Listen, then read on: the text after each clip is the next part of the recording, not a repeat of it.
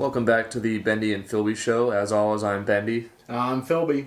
And we took a little hiatus since our last podcast to see all the plethora of wonderful holiday movies, which we'll be discussing for the next 37 to 40 minutes. For those of you keeping track at home, hiatus was the SAT word of the week, meaning short break or vacation. Well, first of all, speaking of shows that are now on hiatus, let's talk about the last few Walking Deads.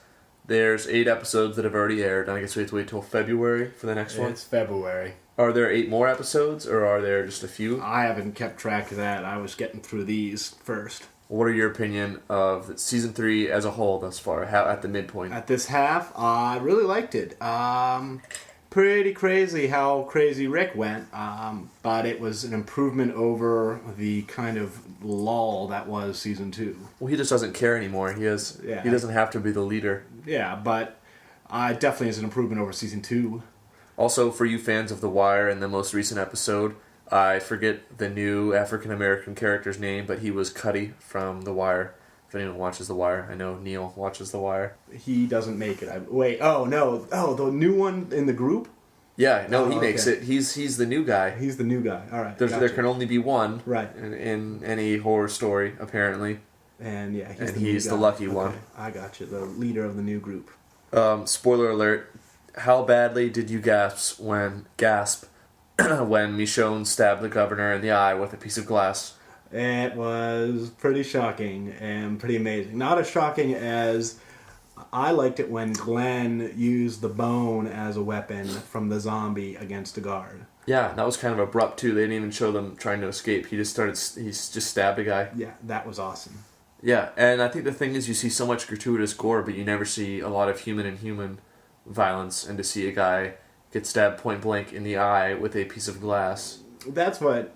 And live. Yeah, that's what Maggie says, though, is that we've been so afraid of walkers, we forget how evil humans can be, or something along those lines. But yeah, it was pretty amazing, this season ender, or season break beginner.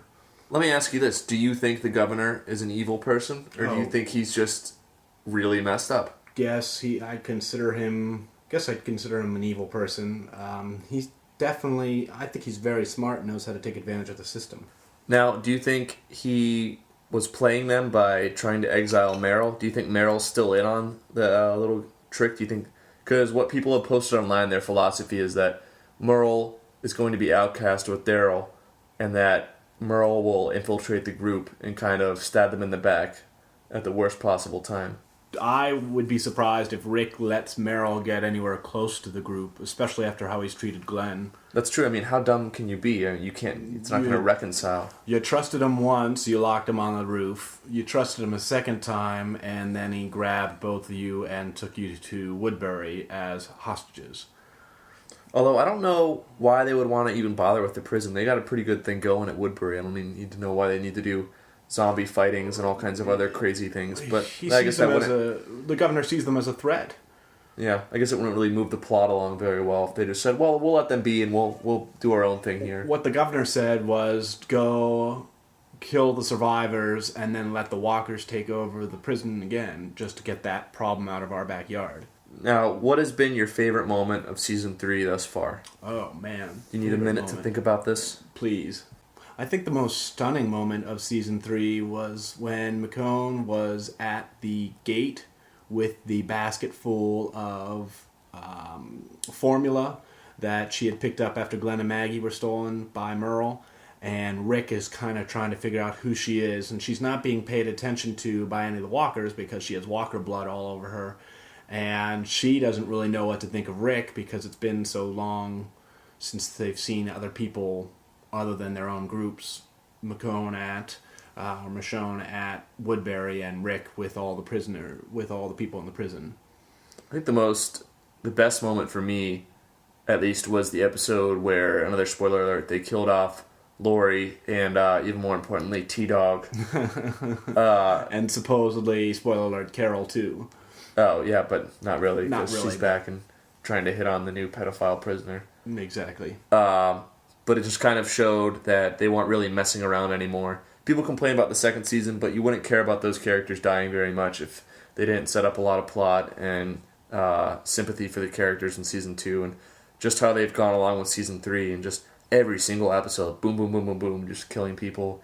I think that was the one where, I'm not sure if it's the episode after or it's the same one where Rick just goes crazy and kills more zombies. That's after. That's immediately. Okay, so that's the next the beginning episode. of the next episode. Okay, so it ends with Lori dying and everyone rejoicing. It ends with the baby, with Carl coming out with the baby and Rick just breaking down knowing that Lori isn't following. And it's funny, Lori, being the most hated character probably on that show, or of any show in the past 2 or 3 years, dies the most painful possible death. Well, there was a BuzzFeed, 26 ways to say goodbye to T-Dog, and it has different screen captures from his career, and then the last one it was, and Lori died too. And the only picture of Lori is squatting, and it says urinating on the subtitles. But maybe the most important question, you being the botanist, would know, who is mowing all the lawns in Walking Dead? Who is doing it? The apocalypse comes, and it's all freshly manicured. I bet it's the guy who was living in a cabin and didn't know what was going on and thought he would offer to call the police. And as the BuzzFeed meme said, you can't explain that guy living in a cabin. It's the most bizarre thing they've ever tried. His cabin is boarded up. He obviously knows about walkers, yet he's threatening to call the police after the apocalypse. I tried to figure out who Rick he is was. A cop. He reaches for his badge, and the guy tries to pull on him. I tried to figure out who he was, and they just needed They needed a way to get those guys out of that cabin. Characters should know by season 3, you don't pull on Rick. Those guys at the bar did, and they learned the hard way. Yeah, that was pretty amazing. Rick just doesn't care. It's like the meme said on there. It's season 1, he cared a lot. Season 2, nah. Season 3, doesn't care at all. Doesn't care at all. We also saw a movie that falls in my favorite movie genre, which is a movie that says it's the movie's title in the movie very often, and that movie was Silver Linings Playbook. I thought you were going to say romantic comedies. Well, romantic comedies too, but I prefer a movie that says the movie title in it more than romantic comedies. Did this live up to your expectations? Oh, I didn't really know what to expect on the way in. Well, you would obviously wanted to see it, so you were intrigued. I did want to see it. I was intrigued. Bradley Cooper and Jennifer Lawrence definitely are two good actors. Hot actor and actress respectively, and I was interested, and I knew it was a love story of some sort, and I thought it was a very well done love story. Now, for those of you who don't know, just give it a little backstory real quick. Sum up the plot, synopsis. Bradley Cooper recently has gotten out of a mental institution because he's lived his life with undiagnosed bipolar disease, and Jennifer Lawrence recently lost her husband and has had her own kind of bout of mental problems, and they just try to figure each other out. And as my second favorite podcast, only to the BenD and PhilB show, the Grantland Hollywood Prospectus, they said, and I agree with them, that it's probably the most Philly movie ever made. I would agree with that. Philly could be the 4th or 5th character in the movie. Also notable is Robert De Niro's performance. He's really great as Bradley Cooper's father, who probably just has as much mental illness as Bradley Cooper does, but he kind of channels it through his Eagles fandom, and he's a bookkeeper, and he's very, very superstitious, as most Steelers fans could probably agree with. He has to rub a handkerchief, sit in his perfect spot on the couch, do all kinds of routines, and I think it's the 2008 Eagles season that it's recapping. So even if you're a sports fan, if you're a Bradley Cooper fan, Robert De Niro, it's got them all. I wouldn't pinpoint it in any one category. I didn't think I would like a movie with a dance scene as much as this movie. I don't know. I really liked it as well, and I suggest if you haven't seen it yet, go see it. I agree. Next movie up on our list, as we keep rolling on through, is Skyfall, the 50th anniversary of the Bond franchise. Important to note, not the 50th movie, close to it, but the 50th anniversary since 1962. Fun fact, when it premiered in the UK, it did not premiere in the US until 63, but as a predominantly English film, we'll let it slide, we'll allow it. That's Dr. No. The first Bond was Dr. No. Correct, Sean Connery and Ursula Andress. Also, a really racist Bond movie, the first few, mostly all the Sean Connery movies. Also, fun fact, maybe not so fun. What were your thoughts on Skyfall? It's easily the best I've seen on the big screen, and that includes, I've seen every Pierce Brosnan and every Daniel Craig on the big screen, and easily the best was Skyfall. Now, have you seen other Bonds, though? I mean, obviously you've seen other ones. How does it stack up to the Bond franchise overall? I'm a huge Bond fan, probably my favorite franchise besides Jurassic Park franchise, but certainly Bond has more history. I think it's a great modern adaptation. Pierce Brosnan's Bond, Pierce Brosnan I don't believe was as good a Bond as some of the other Bonds have been. He was very good at being Pierce Brosnan and very good at being Remington Steele. I think Daniel Craig makes a very good Bond. And the second point is that the Daniel Craig this movie finally breaks from all the technical gadgets that riddled all the Pierce Brosnan movies.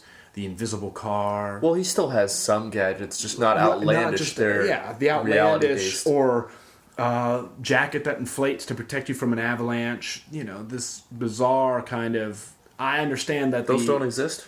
I understand that the older movies had outlandish for their time gadgets, but I think in Die Another Day they just went so far overboard. Yeah, maybe in the olden days it was so easy to impress. I'm not saying the audience was full of simpletons, but with these new technological things, and now we've seen it all. We have the internet, we can see any of these things. So you're not going to wow us, which is kind of where I was going to get to, is where it kind of goes back to its roots. It's just Bond being Bond. He's not relying on his devices. In fact, half the time he doesn't even use them, which has kind of been the theme in all of the Daniel Craig movies.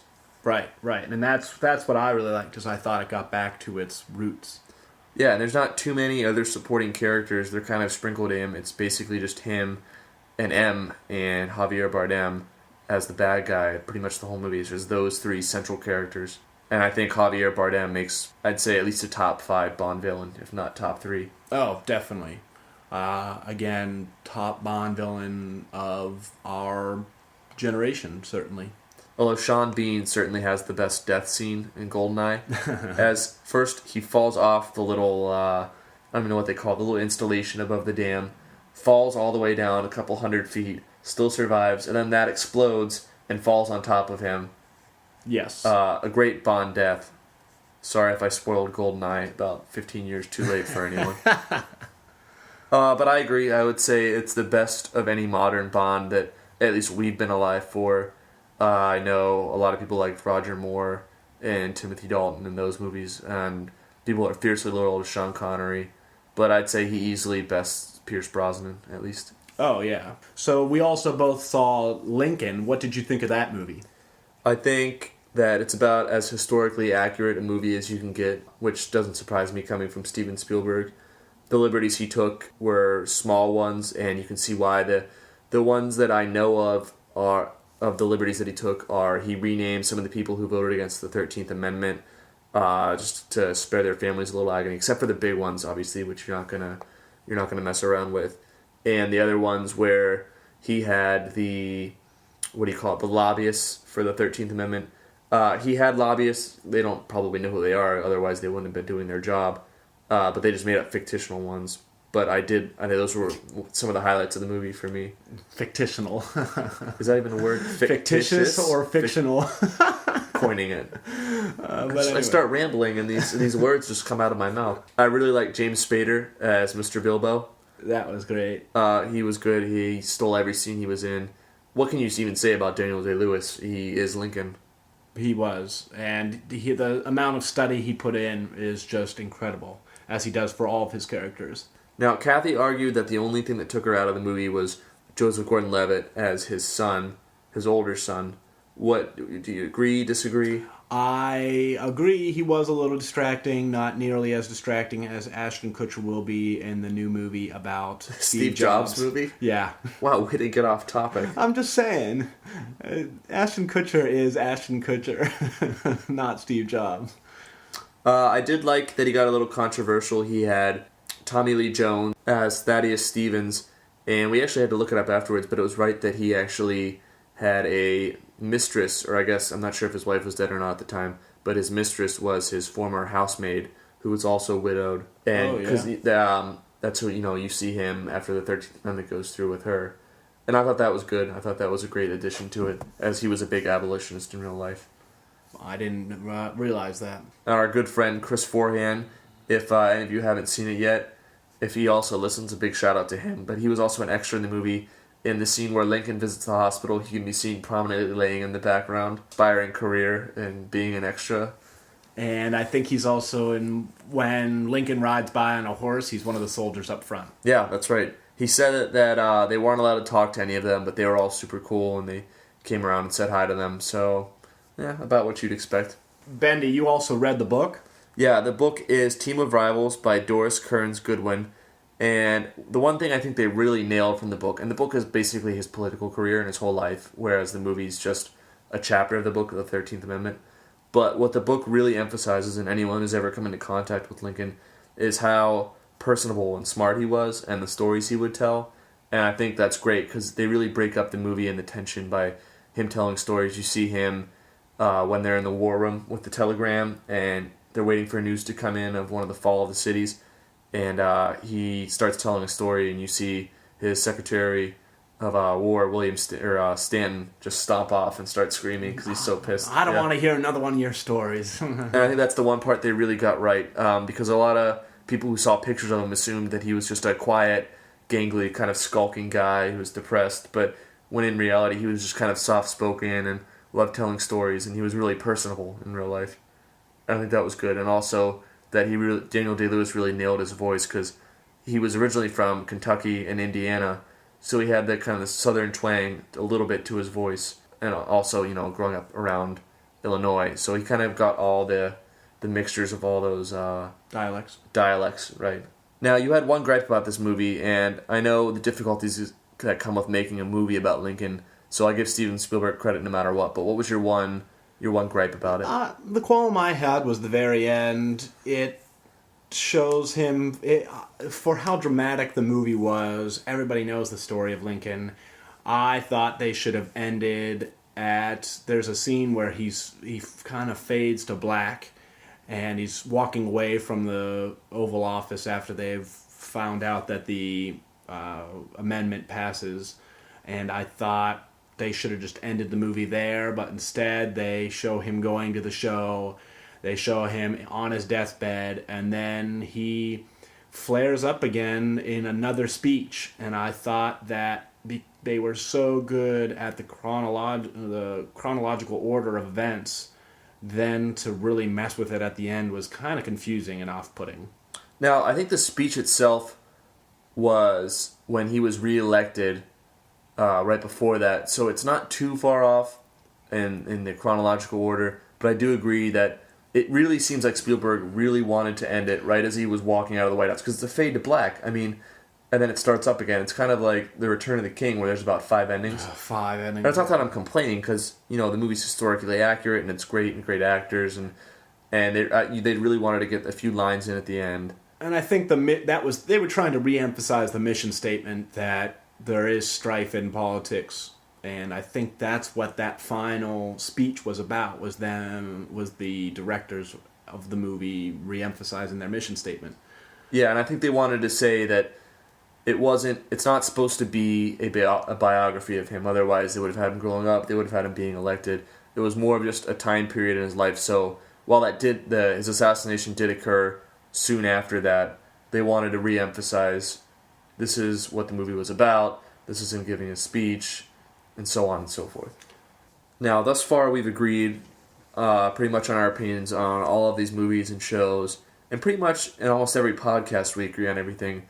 So we're going to have a tiny bit of controversy, if you can even call it that. About a month ago, maybe a little bit longer, we went to see Cloud Atlas, and this is a movie I had been greatly anticipating, so maybe this changed my opinion of it. Maybe when you really want to set up a movie to really love it. I read the book. I knew a lot of different things going into it. I knew that they played the same actors for different characters, different stories, etc., etc.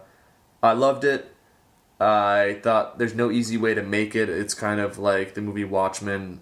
You're damned if you do, you're damned if you don't. But you had a much different opinion than me.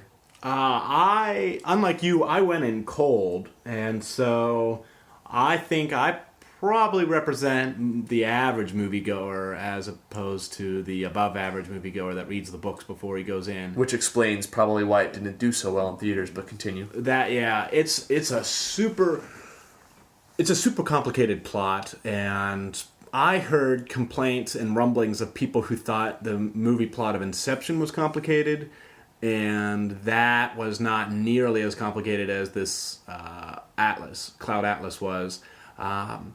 It's a lot of layers upon layers of plot and detail that it's kind of hard to keep track of without writing it all out. And I can see how reading the book before going in would benefit you. You have an idea of whom all these actors are, all these characters are. But it was just tough for me to follow and left me very confused. Now, I just want to clarify, because you said the plot's very confusing. I think it's confusing in a way that there's so many stories going on, not that the actual plots of the individual stories are confusing. Because, well, about one or two of them might be, like, one's just a straight journey on a ship, another one a kind of futuristic story. I mean, they're all a little bit complicated, but the one thing that I liked about it is that towards the end, you realize it's one central theme throughout all the stories. And I think they might have tried a little too hard to push towards that theme, rather than just let the viewer figure it out for itself, kind of just show it, don't tell it. Right. As complicated as it was, it was a reveal on the end of how all of them are interconnected along the same theme lines, but I don't know. I just wasn't enthused by it. Yeah, I mean, it's one of those things that people could argue that could stay as a book and didn't need to be made into a movie. And I saw other reviewers saying that Wachowskis made the movie just to prove that they could. I don't know if anyone really makes a movie for that point. I know that they were just passionate about it. My other small complaint is that some of the actors playing different characters just didn't kind of hit right. It's not like they're playing blackface, but they are playing... the word the Hollywood uses is not me. They call it yellowface, is American actors playing Asian roles. And there's a lot of Asian roles in this movie, and you see a lot of people playing those Asian roles. You see Hugo Weaving as kind of a Nurse Ratched character, which was kind of off-putting just because it really takes you out of it. We're split on this, so I really wouldn't recommend buying it. If you're going in cold, maybe a red box or an on-demand. It's definitely controversial. It'll definitely make you think. Whether you like it or not is up to you, though. And if you have the time to read the book and are interested in the movie, I'd suggest reading the book beforehand. Yeah, because I can guarantee that the book, it'll at least give you some thought-provoking notions, and you'll at least be informed going into the movie if you're the kind of person that likes to compare the book to the movie. There's not too many huge spoilers to be aware of, but if that's the kind of thing that interests you, I would recommend that. Another thing we do in this show is talk to each other about which song we've been listening to on repeat this week. This week, my song is Die Young by Keisha. Is it Keisha or Kesha? I have no idea. She's got a money sign her name. I don't care. She puts out good music. I've been listening to Die Young on repeat. Good music or catchy music? All the above. What have you been listening to? There's a new album out by Benjamin Gibbard, and if you're not familiar with that name, you're at least familiar with his band that he is a part of, Death Cab for Cutie. He has a solo album out. I'm not sure what that's called. We'll put that in the corrections very shortly here. But the song that I like is the single that they've been playing on NPR. I don't know what other stations they would have it on, but it's called Bigger Than Love. I highly recommend downloading it. His album, from the few songs that I've heard, is kind of just if you stripped him away from Death Cab, so him and a guitar, his voice. Another cool little fact, maybe not for him, his former wife was Zooey Deschanel. I'm sure he's regretting that now. I think everyone would regret that, really. I'd like to hear music by them together. I think she actually guest stars on a track, so I wonder if that was just a little awkward, having your ex-wife on your album. Well, I'll definitely check him out. I haven't heard of him. Yeah, well, do you like Death Cab for Cutie? I'm not sure if I could recognize a song. I live in a musical bubble. And one last note about Benjamin Gibbard. He is also the lead singer of the Postal Service. Most people will recognize the song Such Great Heights from the UPS commercial, or really any commercial that's had that in there. So if you like that, check it out. I highly recommend it. And now to our correction segment. First correction of this correction segment would Go ahead, be say it. that fictitional is not a word. It's a malapropism of fictitious and fictional. What even is a malapropism? It's a combination. Is that even a real thing? Yes, it is. It's a combination of two words that you're trying to make say one thing, such as frustrated, which is a combination of flustered, which means ruffled and disturbed, and frustrated, which means upset with something due to the outcome of something. So it's a malapropism, which is another word for all of you out there studying for the SAT. Phil Brain. The other correction is I said it was 37 minutes when I started this podcast. They are 27 minutes. You can relax. You don't have to listen to us for 37 to 40 minutes. That being said, we've enjoyed having you listen. We are sorry for the delay. Please let us know if you'd like us to discuss anything on an upcoming podcast or if you'd like to be a guest. But once again, thank you for listening. And spread the word. Brighter than all the stars combined, dwarfing the sun.